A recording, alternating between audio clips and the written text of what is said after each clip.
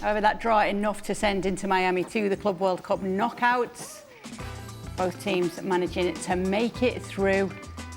Inter Miami finishing second in the table on goal difference, and Palmeiras coming from 2 goals down here to get that draw, which means that they do qualify top of Group A. It is Porto and Al Ahly who are out and do not advance. So let's get word from Luis Suarez, who scored on the night, speaking after the game.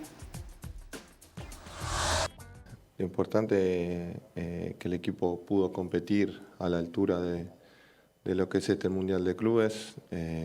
A pesar de clasificar, creo que dejamos una buena imagen competitiva, que eso es bueno para ver dónde está el límite de la MLS.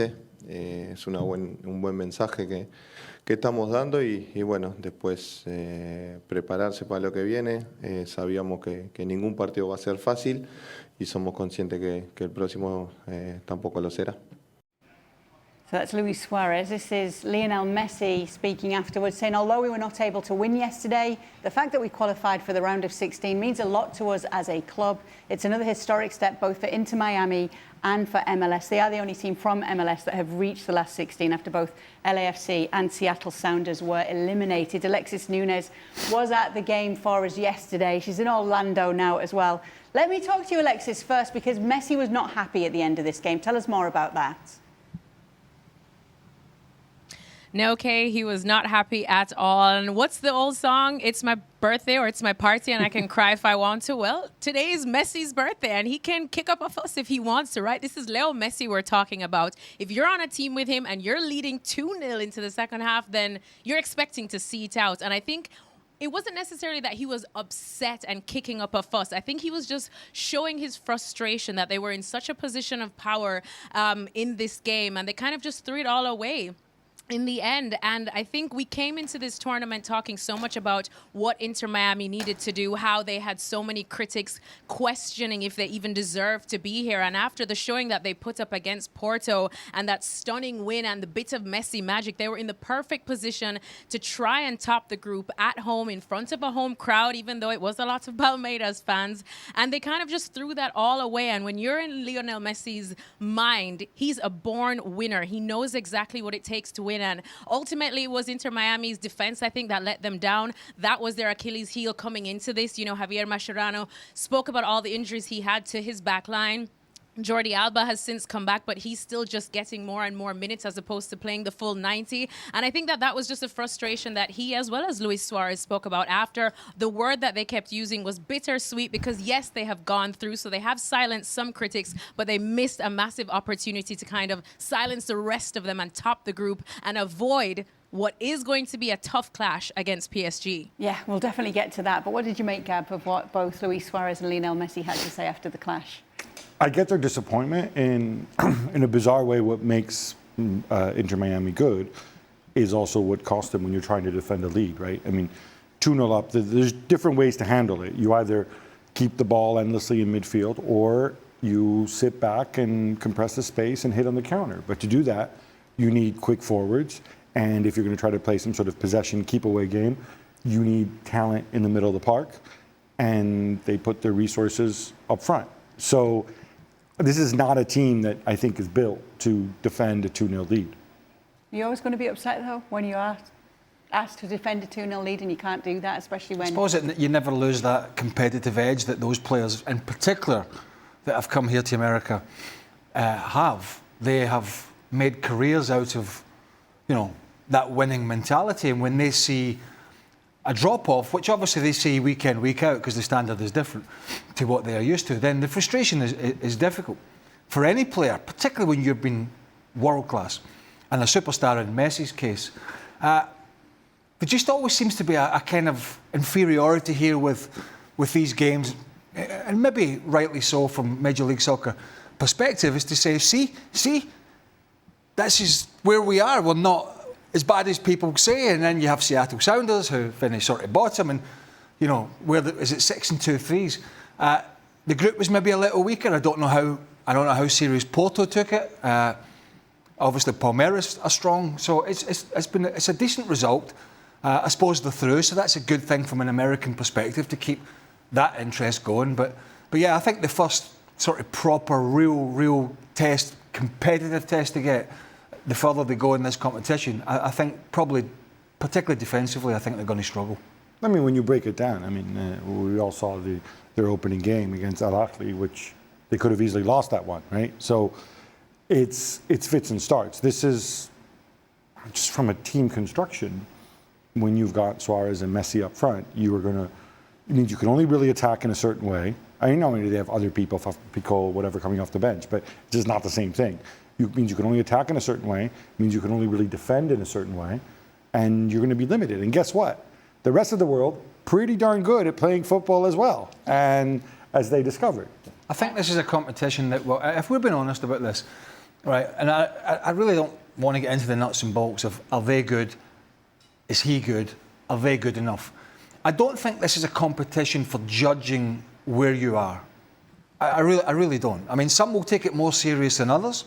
Some will play players like Bayern play today who are leaving and no longer wanted. Some will rest like PSG and one or two others, and some will go strong. So the result will be the result. I just don't think it's a competition, particularly at this time of year after the long season, and particularly in this heat, which is unusual for this time of year. And we saw that today's game with Bayern Benfica, how difficult it was for them in that sort of 3 o'clock heat to go and express themselves and play at a tempo. So I don't think it's a competition where we should really get in too much to this is the standard we are at, because the teams are all sort of pacing themselves and making changes and doing whatever they need to do with their players. And the results will be the results, and the winners will be the winners in the end. And somebody's going to take a lot of money, some will take less money. Yes, they are going to take a lot of money. Some are actually celebrating, even though it isn't their birthday, like the Palmeiras fans. What was it like to be there, Alexis? Because they were out in force once again. We're seeing fans really turning up for their teams here. Yeah, okay, honestly, I don't think anybody in this competition is going to be able to rival any of the South American sides, whether it's the Argentinian ones or whether it's the Brazilian ones. They come out in force. They know how to travel. They are loud. They bring their own buses. It reminds me of the Dutch fans almost that always come with that big orange bus no matter where the Netherlands play. Well, it's the same here. And I mean, they just genuinely add to the atmosphere. I mean, Inter Miami may have been home, but it definitely was not home for them. The Palmeiras fans were out from even well before. I remember we arrived at the stadium probably 4 or 5 hours before kickoff, and they were already there in that scorching sun. So honestly, Inter Miami, they'll definitely be outnumbered if they're in Miami and if they're up against some South American opposition. Yeah. Some people got all the best jobs, don't they? Or Orlando for Alexis. And there's some people within this company that get better jobs than others. You know, Gab's got to Philadelphia. At the moment, he's stuck in Bristol, Connecticut. We're sat here, and there she is, smiling away in the sunshine. I'll be in Bristol soon. I'm not. I It's will not be in because I'm Bristol missing soon, you Craig, or don't anything worry. like that. I'm just. It's not. No, you just get. You know. You've just got. You've just got this. You gravitate to these very sunshiny, hot places. She has had to drop her view of the sea in Fort Lauderdale to go to Orlando today. So she has taken. She's had to change the backdrop to make it look less enjoyable. She's definitely enjoying herself. Yeah, unfortunately, the balcony here is not as fabulous as our balcony back in Fort Lauderdale, but it'll do. It's a nice little quaint town. There we go. She's enjoying herself. As mentioned by Alexis, it is PSG next up for Inter Miami. That is obviously Lionel Messi's former club, and he will be up against his former coach in Luis Enrique from their Barcelona days. Before I bring that back into the studio, what's been the reaction to this tie, Alexis?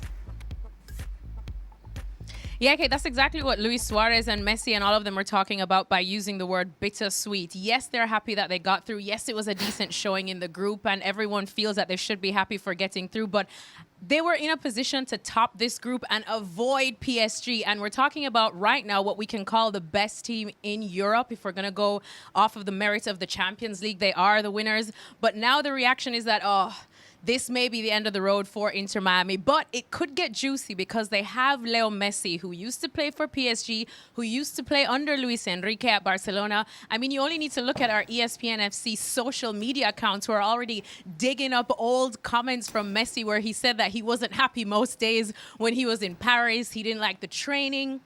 And then we're all talking about how Messi also confronted Luis Enrique when he was at Barcelona for leaving him on the bench, that there were some tensions there. So there's a lot of parallels to be drawn in this one that can add a little bit of seasoning to the pot to make this good. Because if it's someone that knows how to beat PSG, it probably is Leo Messi. But you do get the feeling that this is exactly what they were trying to avoid.